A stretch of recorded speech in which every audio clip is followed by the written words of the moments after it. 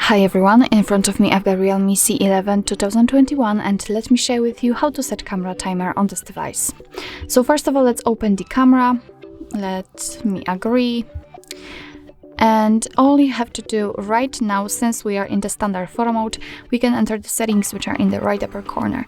So right now we have to scroll down in order to find the countdown duration, so let's tap on it, and as you can see we've got three actually different options from which we can choose. So right now we've got off option applied, but we can set 3 or 10 seconds delay. So let me pick 10 seconds delay, let me get back to the camera and tap on the shutter button, and as you can see from now on your device will count down from 10, and of course after that time it will automatically take a photo. Okay, so let's check the 3 seconds option. So let me change it, and the same situation, but of course right now it is counting down from 3.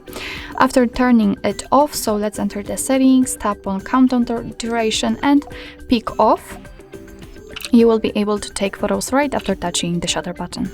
So actually this is it. This is how to set camera timer in your REALME C11 2021.